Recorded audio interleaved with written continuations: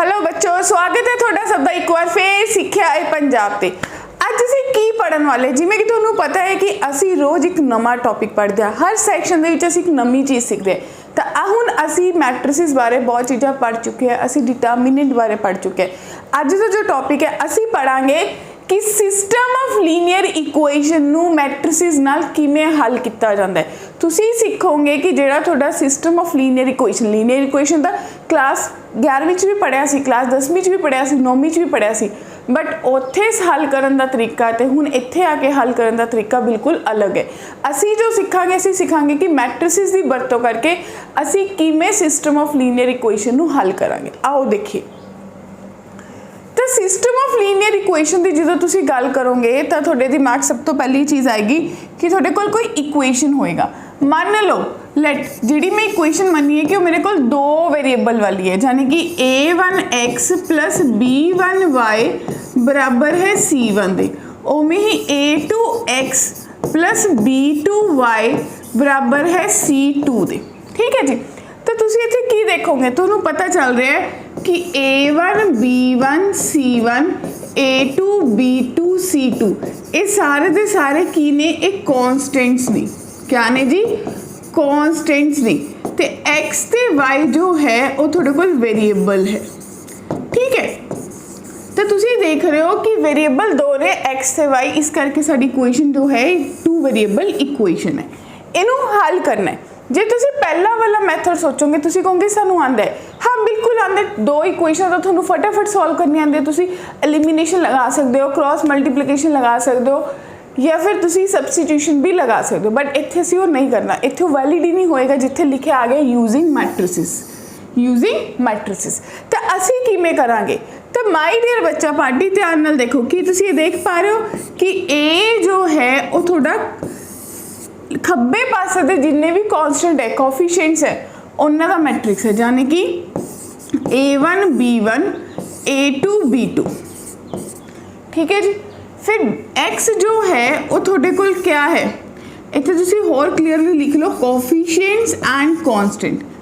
x जो है वो दोनों वेरिएबल दा मैट्रिक्स है, ते b जो है वो कांस्टेंट वाली टर्म्स है, यानी कि c1 c2। तो अगर तुसी क्लियरली देख पाओ तो थानू दिखेगा कि ये कुछ भी नहीं है। बेसिकली ये क्या है, ए एक्स गुना बी दे बराबर है। जो ए नू एक्स से गुना करोगे, देखो थानू पता है रूल 7 चीनू मैम दा, इनू 7 इनू गुना करो 7 बना के, a1x प्लस b1y किदे बराबर आ जाएगा c1 दे। तो पहली इक्वेशन बन जाएगी। और में a2x प्लस b2y किदे बराबर आ जाएगा c2 दे, दूजी इक्वेशन बन जाएगी। तो ये रूल है। हुण तुहाने क्या करना है, x कढ़ना है, x से y कढ़ना है यूजिंग मैट्रिसिस मैथड। तो x जो है उन्होंने तुसी लिख सकते हो a इनवर्स b दे बराबर होएगा। इनवर्स का फॉर्मूला क्या होता है, x बराबर है एडजॉइंट ऑफ a बटे a डिटर्मिनेंट इनटू b। तो ये साडा फाइनली फॉर्मूला जनरेट हो गया सिस्टम ऑफ लीनियर इक्वेशन नू हल करन दा। ये साडा फाइनली फॉर्मूला जनरेट हो गया सिस्टम ऑफ लीनियर इक्वेशन नू हल करन दा यूजिंग मैट्रिसिस मैथड। ठीक है जी। आओ देखिए।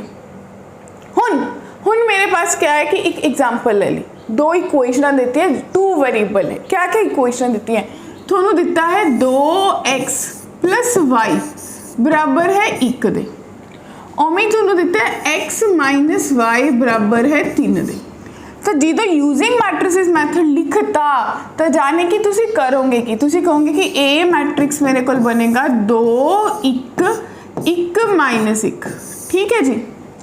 तो बी मैट्रिक्स मेरे को बनेगा 1 ते 3। तो जोड़ा मेरा x है वो दोनों वेरिएबल x ते y नाल बन जाएगा। ठीक है।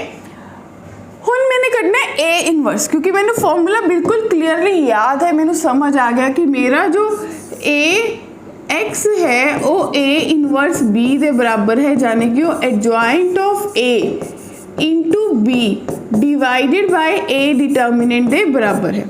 तो इस फॉर्मूला का यूज़ करके सब तो पहला तुसी की कटोगे, एदा कटोगे। a डिटर्मिनेंट कितना आया थोड़े कोल, -2 -1, यानी कि -3 दे बराबर आया। एडजॉइंट 2/2 दा पिछली वीडियो सुनी याद होएगा, असी सीधा ही शॉर्टकट कर लिया सी क्या डायगोनल ਨੂੰ इंटरचेंज कर दो, नॉन डायगोनल ਦੇ साइन बदल दो, एडजॉइंट भी आ गया।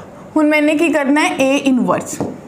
सो बच्चा पार्टी x बराबर है ए इन डिटर्मिनेंट कितना आया 1/-3, एडजॉइंट थोड़े को आ गया -1 -1 ते 2, b थोड़े को कितना है जी 1 ते 3, इनू गुना कर लो, यानी कि 1/-3 बाहर रहेगा तो थोड़े को मल्टीप्लाई करके 7 वाला रूल कितना बन जाएगा -1 -3 -4 -1 + 6 यानी कि 5।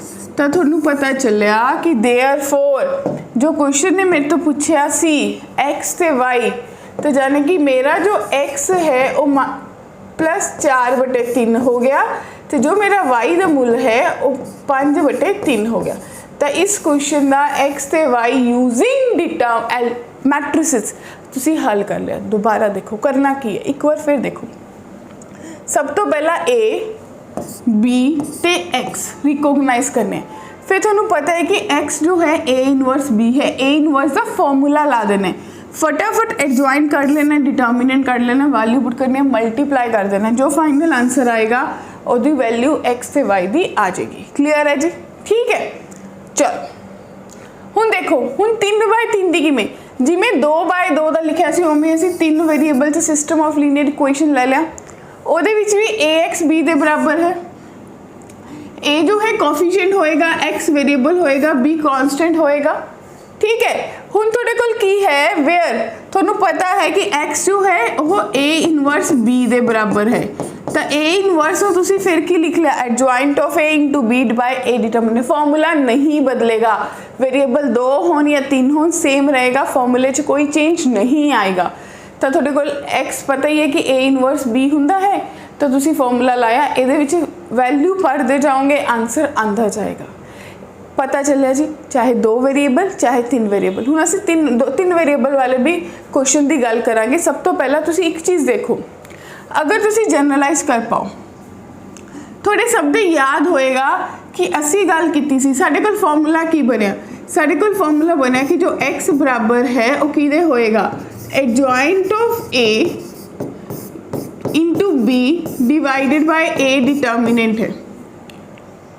हुण अगर a determinant not equals to 0 है तो मेरे को यूनिक सोल्यूशन है, यानी कि 1 सोल्यूशन है।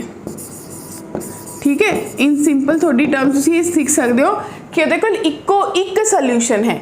हुण अगर a डिटर्मिनेंट 0 हो गया, डिनोमिनेटर 0 हो गया, तो 2 पॉसिबिलिटीज है, या तो इनफाइनाइट या नॉन इनफाइनाइट। अगर numerator not equals to 0, numerator की कोई वैल्यू आ रही है, डिनोमिनेटर 0 है, तो उस केस कहोगे कि वो कोल नो सोल्यूशन है, उसका कोई सोल्यूशन नहीं बनेगा। बट देखो ये होने नाल तुहानू क्या पता चलिया कि ऊपर कोई वैल्यू k/0 तो नो सोल्यूशन है, और अगर 0/0 फॉर्म बन जाए तो तुसी कहोगे इनफाइनाइट मैनी सोल्यूशंस हैं। क्लियर है जी? की समझ आया? ये बहुत इंपॉर्टेंट पॉइंट है जो सानू पता होना चाहिए कि अगर मेरा डिटर्मिनेंट डिनोमिनेटर 0 है तो 2 केस अराइज होंगे, नो सोल्यूशन तो इनफाइनाइट दे। बट अगर डिनोमिनेटर 0 नहीं है तो यूनिक सोल्यूशन तो ही काम हो जाएगा। बट अगर डिनोमिनेटर 0 है, न्यूमिनेटर नहीं है, तो नो सोल्यूशन। अगर दोनों ही 0 है तो इनफाइनाइट मैनी सोल्यूशन। क्लियर है? देखते क्वेश्चन किमें करते using matrix method already mentioned है। थोड़ा 3 इक्वेशन दी हुई हैं, तो इतों तुम लिख सकते हो कि मेरा जो ए मैट्रिक्स वो कितना बनेगा 1 2 1 1 0 3, और मेरे को बन गया 2 -3 ते 0। ठीक है जी। एक्स मैट्रिक्स मेरे को आ गया x y z। In the same way B matrix मेरे को बन गया 7 11 ते 1। क्लियर है जी? हुण तुहानू फॉर्मूला सबनू पता है, दोबारा लिख लो। फॉर्मूला क्या है? x बराबर है adjoint of a into b divided by a determinant. हुणी तुसीं सीख के आए हो, जो भी इनवर्स करी दा, पिछली वीडियो में सीखा सी, तो उदों सब तो पहला डिटर्मिनेंट कढ़ी दा।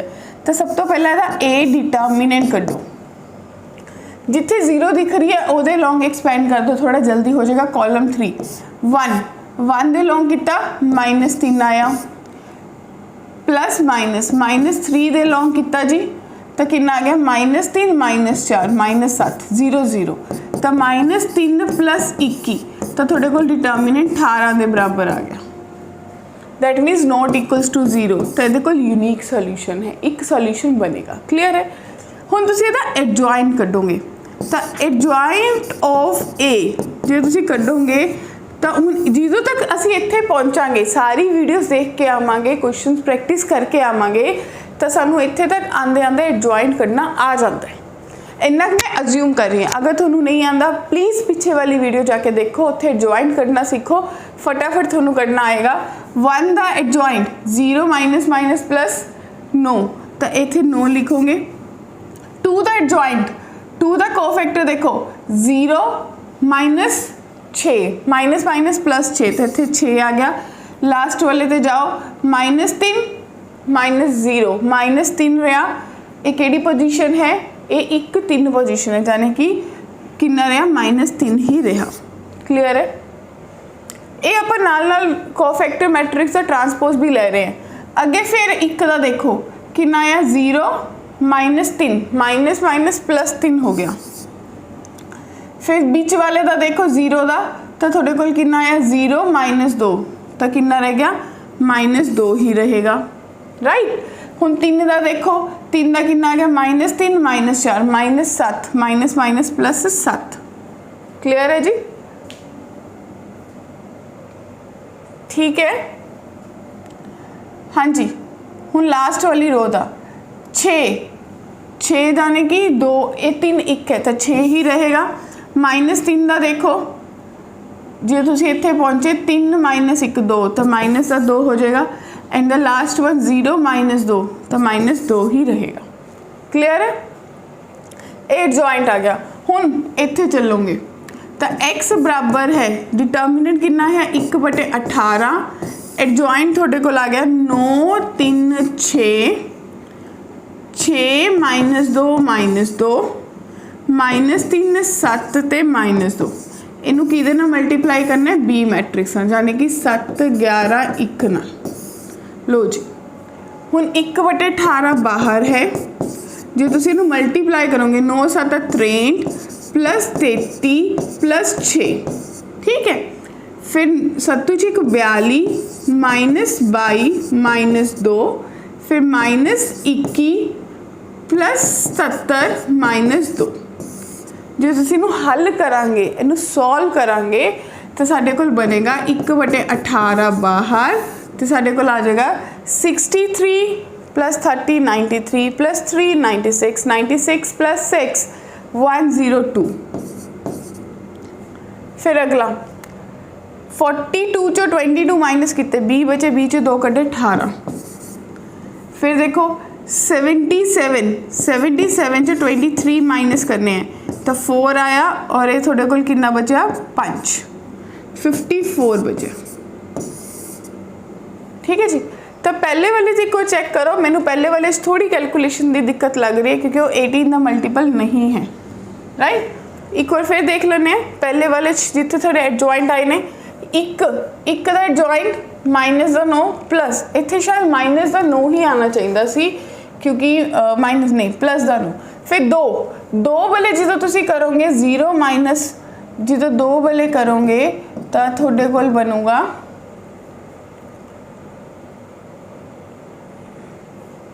9 7 63 63 ते 33